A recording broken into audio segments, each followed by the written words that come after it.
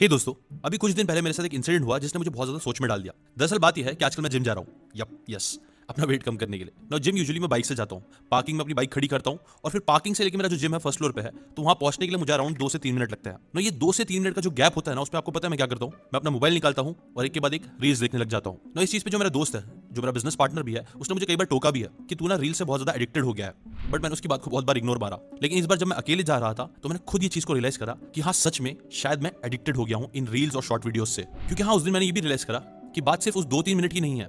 Gym में जाने के बाद भी जब हम सेट्स मारते हैं तो सेट्स के बीच में जो कुछ थोड़ा सा टाइम मिलता है, कुछ मिनट्स का गैप मिलता है, उसके अंदर मैं अपना मोबाइल निकाल के स्क्रॉल करने लग जाता हूँ। और ये सिर्फ मेरी बात भी नहीं है, मैंने ऐसे कई सारे लोगों को ये चीज सेम करते हुए देखा है कि वो लोग को भी जब थोड़ा सा भी टाइम मिलता है ना, तो वो लोग अपना मोबाइल लेके उसमें स्क्रॉल करने लग जाते हैं। इनफैक्ट इसकी वजह से मेरा जो जिम ट्रेनर है ना, वो कई बार ना लोगों का मोबाइल अपने जिम में लेके रख लेता है ताकि वो लोग पूरा कॉन्सेंट्रेशन जिम पे दे सके। लेकिन ऐसा हो नहीं पा रहा है। और बात सिर्फ यहाँ की नहीं है, आपने ये भी चीज नोटिस करी होगी कि आजकल ना हम लोग हैंग्री भी बहुत ज्यादा हो रहा है। अगर हमें भूख लगती है और हमें जल्दी खाना नहीं मिलता है तो हमें गुस्सा आने लग जाता है। कई बार हम लोग जब रात में जल्दी सोने की कोशिश करते हैं तो हम लोग को जल्दी नींद नहीं आती है। अगेन हम लोग उस टाइम पे भी क्या करने लगते हैं, मोबाइल निकल के स्क्रॉल करते हैं और घंटों वेस्ट कर डालते हैं, जिसकी वजह से हम लोग कई बार जल्दी सुबह उठ भी नहीं पाते हैं, जो कई बार हम लोग सोचते हैं कि उठेंगे। और ऐसी कई सारी चीजें मैंने नोटिस करी है अपने और दूसरों में, जिसको स्पेसिफिकली गिन के बताओ तो 4 चीजें मैंने इंपॉर्टेंट नोटिस करी है। सबसे पहली चीज, हमारा जो अटेंशन स्पैन है ना आजकल, वो हद से ज्यादा कम होते जा रहा है।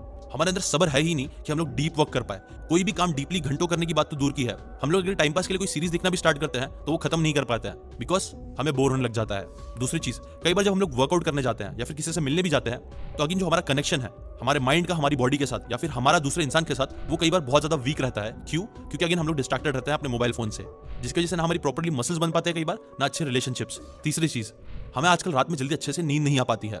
और चौथी चीज, हम लोग बहुत ज्यादा एडिक्टेड होते जा रहे हैं जंक फूड खाने के लिए ना। अभी चारों प्रॉब्लम्स के पीछे के सोर्सेज अलग अलग हो सकते हैं, लेकिन इन सारी प्रॉब्लम्स के पीछे ना एक रीजन जरूर है, कॉमन रीजन। क्या है वो रीजन? वेल, वो रीजन है dopamine. Dopamine feel good hormone जिसे बोलते हैं, ये बहुत बड़ा रोल प्ले करता है। अब ये क्या होता है, क्यों ये हमारी लाइफ में इतनी प्रॉब्लम्स क्रिएट कर रहा है आजकल, कैसे हम इससे डील कर सकते हैं, कैसे हम इस एडिक्शन से बाहर निकल सकते हैं, वो भी शॉर्ट टर्म के लिए नहीं बल्कि लॉन्ग टर्म के लिए, ये सारी बातें आज के इस वीडियो में मैं आपको बताने वाला हूं, एक बुक की हेल्प लेके, जिसका नाम है डोपामिन डिटॉक्स बाय थीबा मोरिस। बहुत इंटरेस्टिंग बुक है, बहुत सारी काम की बातें आपको सीखने मिलने वाली है। तो चलो स्टार्ट करते हैं बुक के पहले लेसन से। 1989 में एडवर्ड थॉर्नडिक ने एक एक्सपेरिमेंट किया था, जहां उन्होंने क्या किया कि एक बिल्ली को, कुछ कैट्स को एक पजल बॉक्स में रखा और उस पजल बॉक्स के बाहर समझो उन्होंने एक फिश रख दी, जिसे देख के वो कैट्स एक्साइटेड हो जाती थी और फिर वो कैट्स रैंडमली एक्ट करने लग जाती थी। तो कैट्स को स्टार्टिंग में समझ नहीं आ रहा था कि वो क्या करे, कैसे बाहर निकले, बट फिर उन्हें एक लीवर मिला। जब उस लीवर को उन्होंने ऐसे रैंडमली प्रेस किया कैट्स ने, तो उसकी वजह से तुरंत वो बॉक्स खुल गया, जिसके बाद वो कैट्स जाके बाहर फिश खा गई। मतलब उन्हें काइंड ऑफ रिवॉर्ड मिला, एक डोपामिन हिट मिला। जिसके बाद फिर अगेन जब वो एक्सपेरिमेंट करा गया तो कैट्स को ऑलरेडी समझ में आ गया था कि हाँ, ये लीवर को अगर मैं प्रेस करूंगी तो मुझे मच्छी मिलेगी।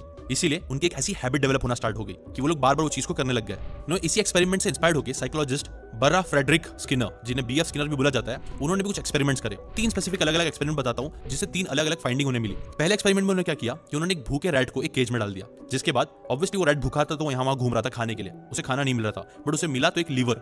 जब उस लीवर को उस रैट ने रैंडमली प्रेस किया तो ऑटोमेटिकली उस केज के अंदर उसे खाना गिर के मिलने लग गया, जिसके वजह से उसे ये चीज सीखने मिली, जो था बेसिकली पॉजिटिव रीइंफोर्समेंट। मतलब जब भी मैं ये बिहेवियर करूंगा, लीवर खींचूंगा, तो मुझे एक रिवॉर्ड मिलेगा, मुझे एक खाना मिलेगा। जिससे ये कंक्लूड हुआ कि जब भी आपके पास पॉजिटिव रीइंफोर्समेंट होगा, मतलब अगर आपके कुछ एक्शन लेने से आपको कुछ पॉजिटिव रिवॉर्ड मिलता है, तो हम लोग वो चीज को करते हैं। लेकिन बस बात ये थी ना कि ये टाइम पे जो रैट्स होते थे ना, वो लोग तभी उस लीवर को पुश कर रहे थे जब उन्हें भूख लग रही थी, वरना वो लोग इसे पुश नहीं करते थे। नाउ सेकंड एक्सपेरिमेंट में उन्होंने क्या किया, इस बार उन्होंने पेट भरी हुई रैट्स को केज में डाला। तो ऑब्वियसली उनका पेट भरा हुआ था, तो इसलिए वो लोग कुछ नहीं कर रहे थे, लीवर नहीं दबा रहे थे। लेकिन फिर उन्होंने थोड़ा सा ना उस रैट को शॉक देना स्टार्ट किया, हल्का हल्का शॉक, जिसकी वजह से वो रैट इधर उधर तड़पने लग गया, वो कुछ ना कुछ करने लग गया। और फिर जब उसने लीवर दबाया तो अगेन वो शॉक जो था ना, वो आना बंद हो गया ना। ये था नेगेटिव रीइंफोर्समेंट, जिसकी वजह से जब भी फिर बत्ती जलती और रैट को मालूम पड़ता कि यार अभी शॉक लगने वाला है, तो वो फौरन लीवर के पास जाता और उसे फौरन दबा देता ताकि उसे शॉक ना लगे। मतलब तो सेकंड एक्सपेरिमेंट से ये सामने आया कि जब भी हमें ना नेगेटिव रीइंफोर्समेंट, मतलब कोई तकलीफ होती है, तो अगेन तब हम लोग एक्शन लेते हैं, कुछ ना कुछ करते हैं।